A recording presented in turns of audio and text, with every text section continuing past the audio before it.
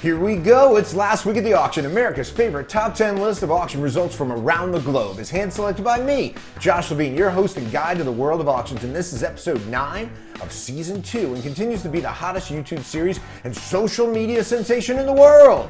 Okay, the auction world, and it's the best parts. It's the answer to everyone's questions about an auction, like what did that sell for and why? So in other words, it's Emmy Award winning television. And yes, I got another great show for you today. So welcome back subscribers and hello newbies. We got the goods, amazing auction results, fun facts, and so much more. Because I'm telling you, nothing is more interesting than the auction world. Not even the Tiger King. Actually, the auction world is a lot like the Tiger King. So, before you go, subscribe below, please share, because sharing is caring, and make sure you check out all the auction house links I put below. It's where I learn all this information, and I don't type it up for my health, but for my love of you. And don't forget, Why Don't You Want My Stuff was just released on audiobook, so now you can learn a ton of my nuggets for under $5, hands-free and eyes-free, just ears, alright? Let's get on with it, it's last week at the auction.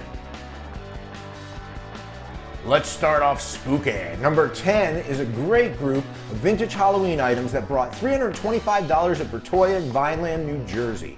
It was a pair of noisemakers, an accordion witch, and a fold-out ghost. I wanted to show you vintage Halloween now and way before the season so you know. This stuff can be big money. 1960s and earlier, the die cuts, tin toys, noisemakers, motionettes, etc. all have quite the cult following, pun intended, but seriously, Halloween collectors are serious bidders and buyers. Keep your eyes peeled for this stuff. Holiday collectibles are one of those things that are tossed out by families when cleaning out grandmas because they just think it's junk. And I don't want you to throw away $325 because you don't know. Let's keep it spooky. Number 9 is a Marvel Comics Werewolf by Night comic that brought $1,000 at Mathew Bullock in Ottawa, Illinois. It was a number 32 in the series and the first appearance of the Moon Knight. So 1975 is considered to be the Bronze Age, and it was a 25-cent comic and ungraded. I want to point all this out for a few reasons. One, to alert you the price of a 25-cent comic. This is not your classic 10-cent superhero, nor a number 1. It was an origin, but of a lesser-known character. See the $1,000 ungraded? This market is really heating up, and I'm smelling something. What am I smelling? I'm smelling a great time to sell. Okay, number 8 is a James Waring Carpenter Bullet magazine rack that brought $1,600 at Cottone in Geneseo, New York. And with their $200 to $400 estimate for this 21-inch looking freaky futuristic thing, I'm sure they were just as surprised as I was. I don't even think I would have known what this was or had any idea who created it prior to this auction result. But I won't forget now. See how we learn things every week?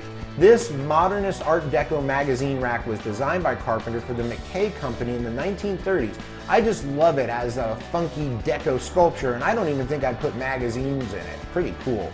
Alright, number 7 is a Royal Doulton Sung Statue that just brought $4,250 at Alderfer. That's killer porcelain figure money, and again, I wonder if they're coming back a little bit. People with figurine collections really want to take note.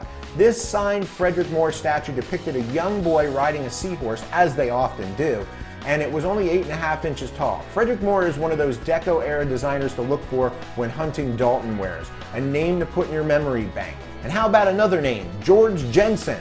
Yes, I always think of George Jetson too, you probably do, but well, number 6 is a George Jensen silver flatware service in the classic acorn pattern that brought $5,500 at Hindemann's Atlanta location. The set was a service for 18 with 195 pieces total, but the story here is knowing the name. You see, it was about 221 ounces of silver, so today about $3,300 in silver value. And that means that's what most buyers would be willing to pay, but Jensen, like Tiffany and Buccellati and other rare patterns by more common makers, can bring 2 to 3 times the silver melt value, so you really want to know and look before you just ask. Anyway, this one is a subject or genre I don't think I've ever covered before, and I might have 2 for you in this episode just to beat it home. Number 5 is a classic David Klein New York Fly TWA travel poster, and it brought $7,000 at Swan Auction Gallery. Yes, for a poster. This is a circa 1956 travel poster that measures approximately 40 by 25. It was in really nice shape. Travel posters are definitely a sleeper and something you may not have known to look for. They're out there. You know, some of them have been heavily reproduced for that iconic look, but mid-mod designers and contemporary decorators love these things. Keep looking in those closets, attics, yard sales, thrift stores, and thank me later. I accept tip. Well, let's get a little crazy now. Let's go crazy, shall we? Number 4 is Prince's Purple Rain Tour and studio used Yamaha DX7 that brought $58,958 at RR Auctions in Boston. Prince was an early user of the now classic DX7, and think of it like the Strat or Les Paul of keyboards. Its funky tones are notable all over the Purple Rain soundtrack, and this particular DX7 was the only one Prince ever owned, and it had his handwriting on it. You know, I think this example teaches us two things. First, look up vintage keyboards and synthesizers. These were popular in the 1980s and 90s, and some are worth a lot of money. This model, not being Prince's, would be worth about 600 bucks on eBay. So if you find one at a yard sale, it's like finding a good vintage guitar. But second, it shows provenance matters. Always ask who owns something. Even a small detail could add a lot of value. Number 3, George Rodriguez and the classic Blue Dog oil that just sold for $90,000 at Heritage. That is big money. It was circa 1996. Even Heritage had to be surprised as they only had a $12,000 to $18,000 estimate on it. It was only 14 by 11, but this artist demand just keeps growing and growing. Just in my time of selling art at auctions, he's one of those iconic artists, and with these Blue Dog images, they easily stand out in my mind and they're easy to follow. So I'm not going to be surprised if a few years from now these are 6 and 7 figures at auction. I mean, his Blue Dog is just so iconic. It was used in Absolute Vodka and Xerox marketing ads, and he, like, if you tour New Orleans, he was a Louisianian, and he's just like, you'll see. Okay, I promised you more posters. Here we go. Number 2 is a Charles Lupeau Philipposian Automobiles poster that sold for $110,000 at Swans. This is amazing. Circa 1920, it was super rare, a true Art Deco beauty, and there's only one other known of this particular poster to ever come up for auction, so that's rare in the poster world. But again, I tell you, travel posters, pay attention. So what am I going to finish up with? How about some big money art? You know, I don't cover a lot of paintings in my show, if you've ever noticed, because crazy auction results in art are low-hanging fruit and not very educational. The art world is a strange world and can break your soul. That's going to be its own show. Okay, number 1 is a Keith Haring acrylic that just brought $650,000 at Palm Beach Modern Auction in West Palm Beach, Florida. A true mixed media, it was gold paint marker on red plexi.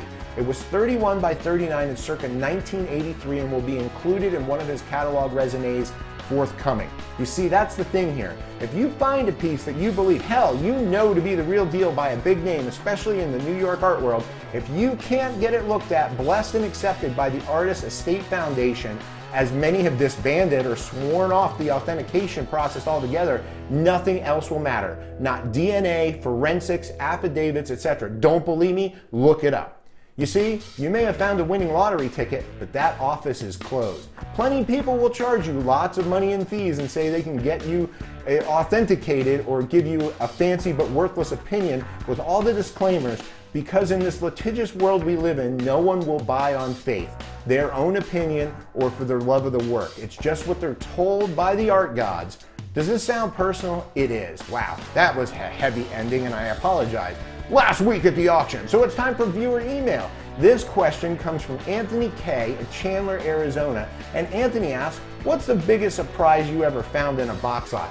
I love that question. I have tons of stories if you know me, but the first one that popped into my head when he asked is, there was an auctioneer shouting from across the room and begging me to buy a box lot. He screamed, "Hey Game Boy, over here!" That was a name I was referred to by auctioneers in Pennsylvania as I bought a ton of vintage board games and video games. So Game Boy, that was kind of a weird thing. But anyway, he begged me to buy it for $1, and he even said he'd throw in a pair of fishing boots. It was a box lot of dice, papers, and games, and a few books, and I just carried it out to the car and didn't think much of it. But when I got home, I discovered it was super rare and early versions of Dungeons and Dragons with rare parts and pieces. Let's just say, after an obscene profit margin to me, and anyway, I wore the moniker Game Boy proudly after that, and there was a large tip to that auctioneer as well. Thanks again, everyone, for your great questions. And remember, you can always email me at josh@joshlevinespeaks. And unless I get wildly famous or a real job, I'll answer you right away. And remember, if you like my stories, buy or have a free listen to my new audiobook release, Why Don't You Want My Stuff? The link is below. So, before you go, subscribe below. It's free. Give me a thumbs up, post a comment or question. I hope you enjoyed today's video. Check out all the other great auction houses I talked about in today's show and give my book a free listen. Until next week or last week at the auction.